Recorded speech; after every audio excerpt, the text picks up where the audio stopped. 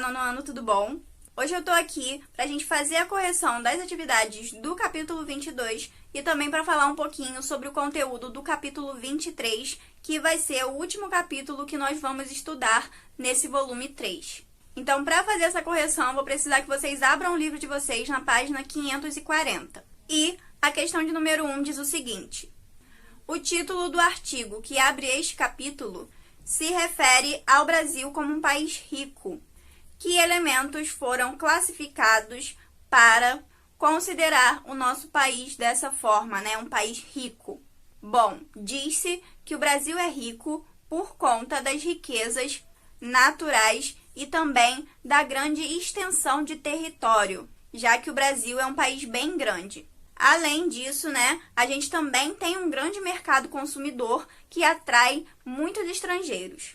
2. Observe a linha fina inserida após o título da matéria. 6 brasileiros, todos homens brancos, concentram a mesma riqueza que metade da população brasileira. Há nessa passagem duas críticas implícitas. Aponte-as. Bom, implícita, né, quer dizer que essa crítica está subentendida. Ela não está explícita, ela não está escrita. No entanto, ela está sim ali. Bom, uma das críticas implícitas, né, nessa oração aqui é a desigualdade econômica, já que a frase aponta que apenas 6 pessoas possuem a mesma riqueza que metade da população brasileira junta. E a outra crítica aqui, né, é sobre a desigualdade racial, a desigualdade de oportunidades de acordo com as raças no nosso país. Porque não por coincidência, né, essas 6 pessoas que são as mais ricas do Brasil, elas também são pessoas brancas, homens e brancos. A 3 pergunta o que é desigualdade para você. Logo, essa resposta aqui é uma resposta de cunho pessoal. 4. Por que a desigualdade social é apontada como fator gerador de desarmonia em uma sociedade? Aqui é claro, né, que é porque essa questão reflete a falta de planejamento e também de políticas públicas na prática que garantam o bem-estar de toda a população brasileira. Logo aqui, né, uns vão ter condições melhores que os outros. 5. Segundo o artigo, as mulheres brasileiras só atingirão a igualdade salarial, né, a igualdade de salário comparada aos homens no ano de 2047. E as pessoas negras só ganharão o mesmo que as pessoas brancas no ano de 2089. Esses dados são indiscutíveis. Ou seja, eles refletem mesmo uma verdade absoluta? Bom, não, né? Isso se trata de uma hipótese. E essa hipótese, ela é formulada levando em conta as políticas públicas atuais. Então, caso essas políticas públicas continuem mantendo o mesmo caminho, essa previsão será confirmada. B. Ainda que fossem afirmativas inquestionáveis, os prazos são aceitáveis? Bom, aqui a resposta é pessoal também, né? No entanto, a gente percebe que não, né? Logo de cara, esses prazos não são aceitáveis. Por quê, né? Se somos todos iguais, vamos demorar tanto para receber, nós mulheres, igual aos homens e as pessoas negras igual às pessoas brancas. Isso é, no mínimo, injusto. 6. Como os dados sobre a diferença na longevidade da população de bairros distintos da cidade de São Paulo constituem um argumento que reforça a desigualdade social. Bom, em bairros ricos, né, em bairros nobres, como por exemplo, o Jardim Paulistano aqui, né, a população vive até 22 anos mais do que a população que vive em bairros carentes, né, em bairros pobres. Provavelmente isso acontece, né, em virtude de questões como o acesso a um melhor serviço de saúde ou ainda ao saneamento básico daquele local, as possibilidades que a população de determinado local tem de desenvolver hábitos saudáveis, um estilo de vida mais saudável, segurança, entre outras coisas. 7. De que forma A instituição do prêmio Cidades Sustentáveis pode diminuir a desigualdade social.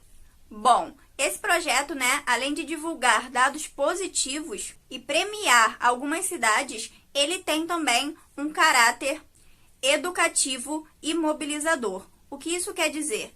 Que ele objetiva, servir de referência, de exemplo para outras localidades, para outras cidades, para outros bairros. Terminada essa correção, nós vamos até o capítulo 23, para a gente conhecer o gênero apresentação multimídia. Então, nesse capítulo, a gente tem um textinho sobre palestras TED, que são como se fossem conferências curtas, e, sim, possuem traços de apresentação multimídia.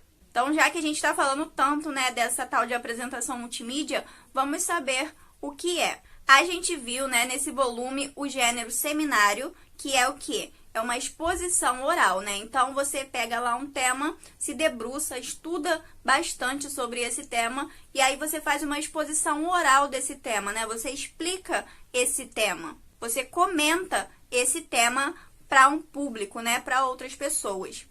Já a apresentação multimídia, ela é uma exposição oral que também conta com recursos de apoio, como, por exemplo, a apresentação de vídeos, de músicas, de imagens, gráficos, tudo que possa enriquecer aquela apresentação.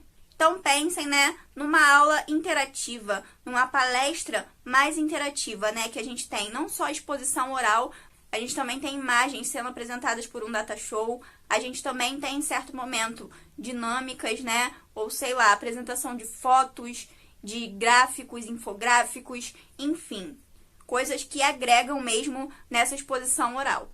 Então, esse tipo de apresentação é o tipo de apresentação que a gente vai estudar nesse capítulo e é também o tipo de apresentação utilizada nas palestras TED. Então, lido o texto do começo do capítulo, vocês vão, como sempre, responder os exercícios de compreensão e interpretação de texto. Dar uma lidinha também no tópico 2, que vai aprofundar para vocês essa coisa da apresentação multimídia, e aí sim passar para a produção textual dessa semana, que consiste em vocês prepararem uma palestra TED, uma apresentação no mesmo modelo, no mesmo molde da palestra TED. No entanto, vocês não vão precisar fazer essa apresentação, tá, gente? Vocês não vão precisar gravar nem nada disso, porque eu sei que vocês já estão bastante atarefados por conta das provas que vem vindo aí e do projeto Caldas de Bem com a Vida. Então, vocês vão apenas roteirizar numa folha, essa apresentação, essa palestra. O que é isso? Vocês vão planejar. Então, vocês vão definir o tema, vocês vão dizer como vai começar essa palestra de vocês, o que vai ser apresentado ali, como vai ser apresentado, que recursos vocês vão utilizar, enfim, tudo, quanto tempo vai durar essa palestra, qual vai ser o público, onde vai ser feita, enfim, tudo isso vocês vão planejar e colocar numa folha, fazer uma espécie de roteiro mesmo. E é essa folha que vocês vão anexar lá no estudo dirigido e mandar de volta para o colégio para que eu possa corrigir. Fora isso, lembrar, tá, que tem o projeto Caldas de Bem com a Vida e que ele vale 10 pontos na AV2. Então, a gente não pode deixar de fazê-lo. Bom, hoje a nossa aula fica por aqui. Muito obrigada mais uma vez pela atenção de vocês e até a próxima!